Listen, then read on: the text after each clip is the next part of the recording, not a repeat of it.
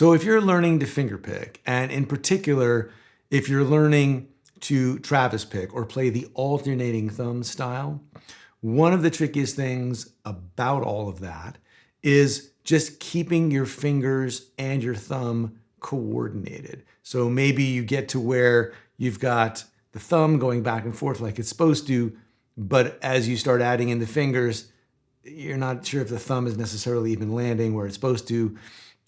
Or the opposite can happen where like you can get the melody going, but when you start to try to get the thumb going back and forth, that's when the fingers kind of fall apart. So in this lesson, I'm going to show you a 6-step process for breaking down a tune and putting it back together again so that everything is in the right place. And you can even play like the chords and the syncopated part of the melody with a certain kind of confidence and clarity. If you are a fingerstyle guitar player interested in a more organized, ongoing way to learn to play, to learn new tunes, to turn those tunes into complete songs, maybe even to start to improvise on those tunes, I recommend checking out my membership, the Fingerstyle 5, at the link below or the link on screen. So for starters, the term Travis picking is kind of a big catch-all for anything involving the alternating thumb style. And a lot of what is called Travis picking maybe isn't necessarily even really based on exactly the way that Merle Travis played. In fact, a lot of how a lot of us learn to play alternating thumb style comes more from blues pickers like Mississippi John Hurt and 60s folk and blues artists who were inspired by and influenced by John Hurt because he was a very popular person to try to emulate during that period. But what we're going to talk about here is a specific tune, Elizabeth Cotton's tune, Freight Train, and we're going to use that as a model for how to take a tune apart and put it back together.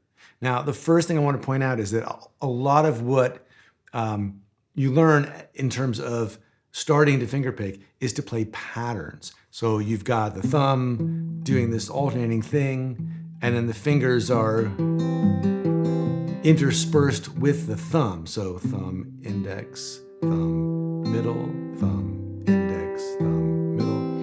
And that's totally cool. It's basically used as an accompaniment style for when you're singing.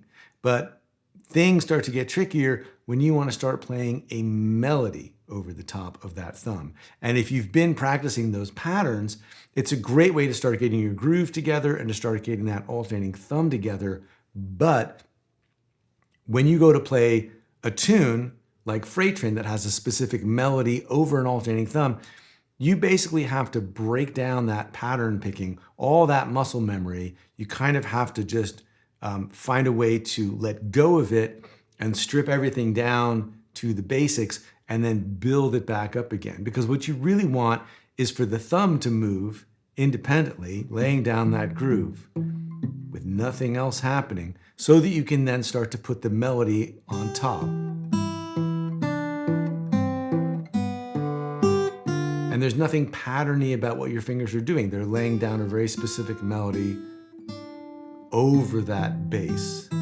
So we're going to go through these 6 steps to put this together. And the first step, step 1, is just to isolate the bass. So to go through that tune and just figure out what the bass has to do, considering what chord you're on at the time. So we're going to start out with 2 measures of C.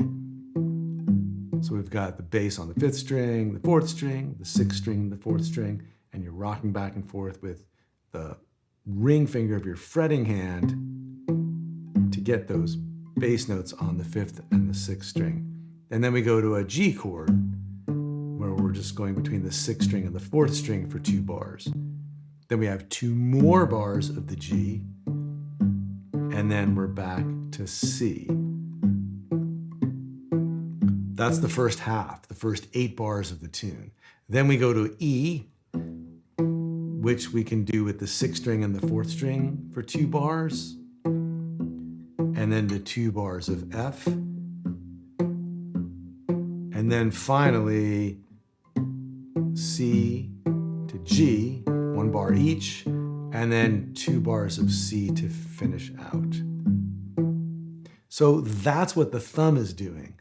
And that's step one, is just to isolate the thumb and go, okay, what am I doing in the bass? Because the thumb, when you're playing solo fingerstyle guitar, the thumb is telling you the chord progression, it's telling you the groove, it's basically standing in for the whole rhythm section. And the melody is what you're going to put on top. So step two is just to isolate the melody and to look at the chord shapes and what picking finger you're going to use. It's not a bad idea to play at least some of the chord and hold down what you're going to need for the bass notes as you start trying to figure out the melody, even though you're not going to be picking those notes in the bass yet. And then for the picking hand, typically you can assign index finger to the third string, middle finger to the second string, and ring finger to the third string, and then start to just play the melody by itself.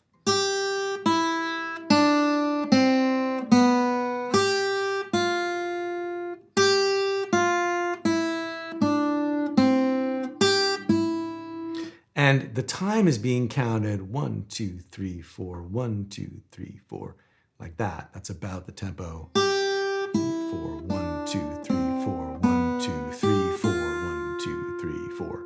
And for now, as you go through the melody, try and keep it to the strong beats, basically to 1, 2, 3, or 4, as opposed to playing anything on the ands, 1 and 2 and 3 and 4 and. Because you want to first learn the melody without any syncopation, without anything falling on the offbeats or the ands, so that when you get to starting to put the melody and the bass together, you can start out doing that in a very structured and simple way on the beats before you start to syncopate things. So you go through the melody,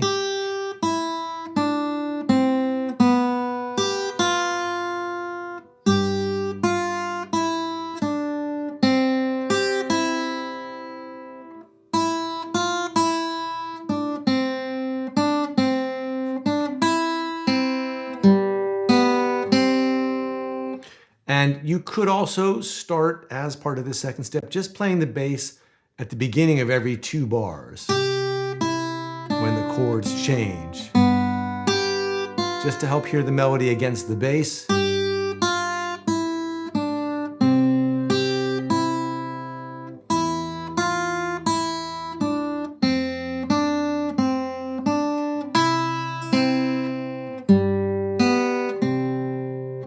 But we're really just focusing on the melody. Now for step 3, this is the first time we're going to try to put the bass and the melody back together. And so if you've played the melody in a very straightforward and unsyncopated way, every note of the melody should fall along with a bass note. So, because we're playing the bass on all 4 strong beats of the measure. 1, 2, 3, 4, 1, 2, 3, 4. So if we play the melody over that, even if the melody doesn't start on the first beat of the measure, if it falls on the second beat of the measure or the 4th beat of the measure, it's still going to be played as a pinch, meaning the thumb and the finger are going to play at the same time. So we're going to have...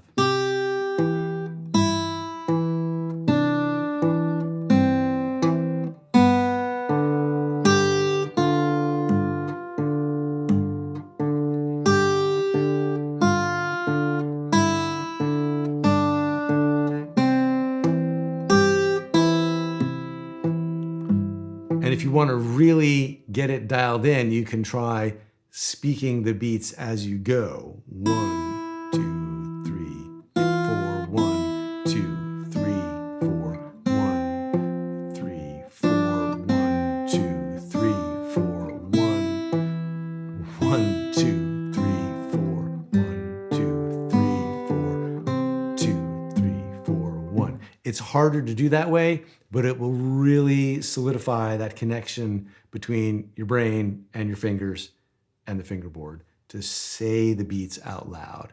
And it'll really help you like get a grip on how all that stuff is falling together.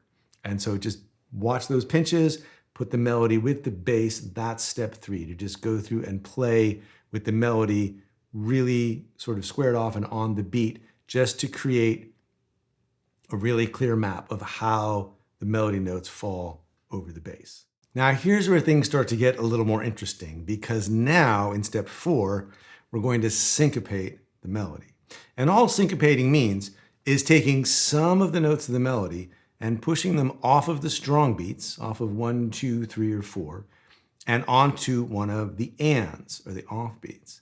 And to keep things simple right now, we will stick to doing a similar syncopation for every other note in the melody. So what we're going to do is take the notes on beat 3 and move them a half a beat later to the and of 3. So instead of playing on 1, 2, 3, 4, we're going to play on 1 and 2 and 3 and 4 and.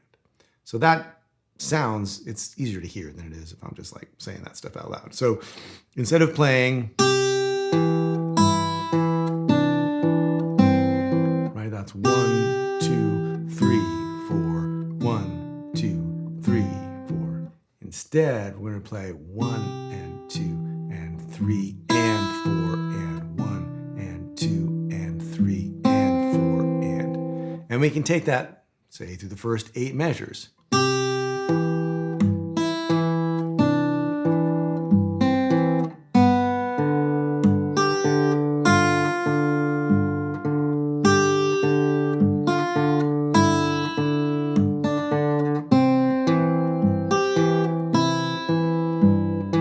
Now, another way to think about that is just to think in terms of, well, there's 4 bass notes in a measure. Right? 1, 2, 3, 4. And that instead of playing a pinch on the first and third bass notes,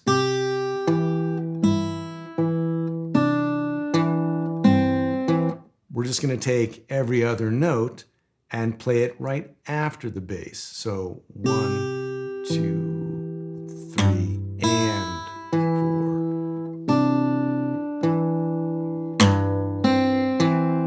Right? So that's just sort of a more sort of physical way of thinking about it instead of like counting it out. But this will work for the second half of the tune too, right? So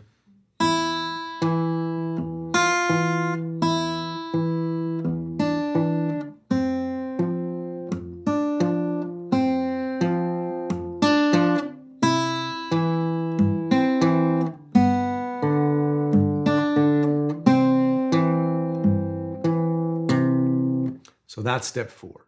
Now that does leave us with a certain amount of space. Like we're playing the bass here and we've got the melody up here, but it feels a little bit stark, a little bit empty because there's nothing really filling out the chord. Like ordinarily if you play a C chord or a G chord, you know, we're used to hearing something kind of here in the middle. And in classical music, they talk about the inner voices of a chord, like the bass is on the bottom and the melody is on top, but sometimes you have other notes in between, right? And these ones in between that are not being melody or bass, they are filling out the sound of the chord, and they're called the inner voices. So we can add one inner voice into the mix here, and we can do a kind of syncopation with that. We can play the third string, and we can play whatever note of the chord is called for on the third string. It's probably going to be, it's going to be a G for the C chord. It's going to be a G note during the G chord. It's going to be an A when we're playing the F chord. We can play that note on the and of 2, like this. We can have 1, 2, and 3, and 4. And so you want to make sure the melody is still getting the most weight, and that this note in the middle is not becoming too close to the front. Right? You want to let it sort of sit behind what's going on.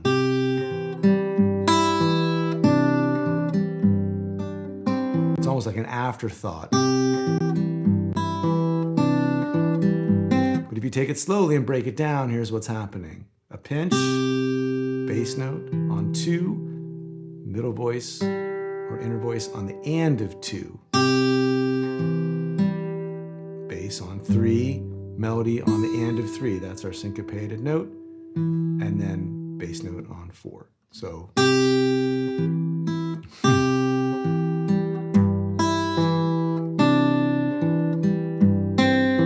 then when we get to G,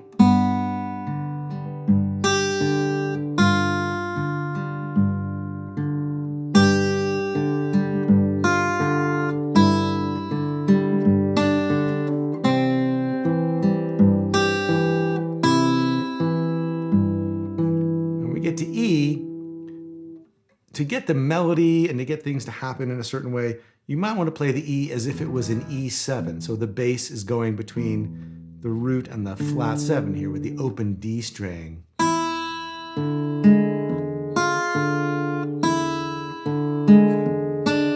Which works once we're adding in this note on the end of 2, because now we have the sound of these notes, like the upper bass note and this index note kind of make together the filling in or inner voices sound of the chord. So and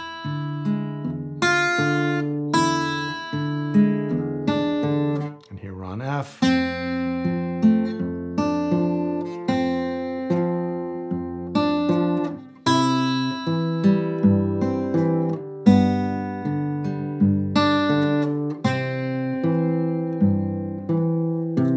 So that's step 5, adding in that inner voice on the 3rd string. And then finally, for step 6, we can also take certain melody notes on the downbeat and we can fill them out by having some inner voice on the 2nd or 3rd string. Well, depending on where the melody is. If the melody is on the high string, we can use the 3rd and the 2nd string. So if we're on a C chord playing that opening melody, right, instead of just playing the thumb and the melody, we can actually grab the thumb, the index on the 3rd string, middle note, sort of middle finger on the 2nd string, ring finger on the high string, and pinch that whole chord. And then when we go to a melody note on the 2nd string, we can use just the 3rd string below it. It's still part of the chord. There's the G, which is part of the C chord. And then continue on with the syncopated inner voice on the and of 2 and the melody being syncopated on the and of 3. So it's this cumulative process. But all we're doing in this particular step is grabbing a whole chord when we have a melody note on a strong beat, on 1.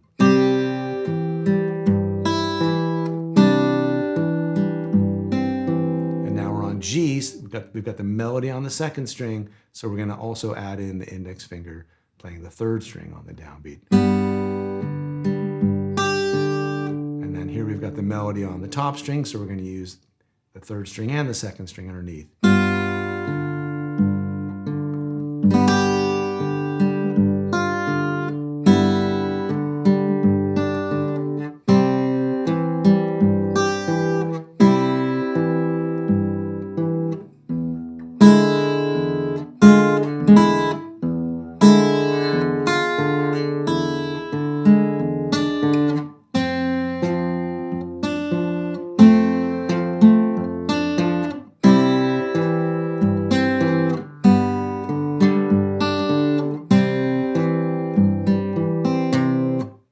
Now, ultimately, you don't need to use all of these things all the time, right? If you're grabbing the chord,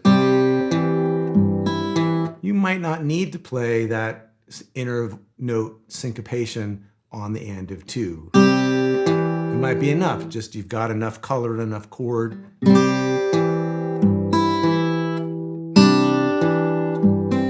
Or you might, do the chord on the downbeat.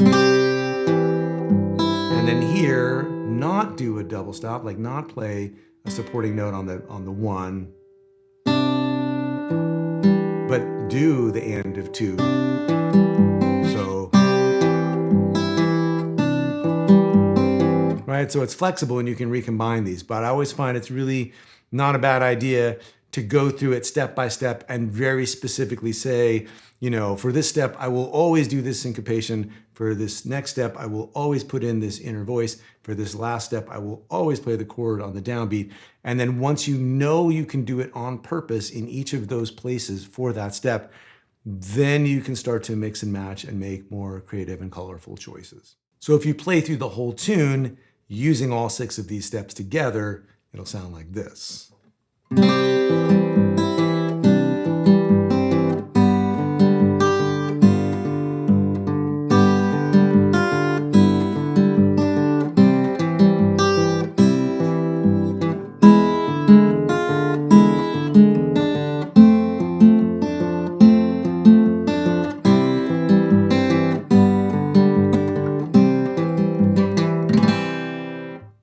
Now, it's true that by the time you get to playing these various syncopations, it does kind of sound like pattern picking, right?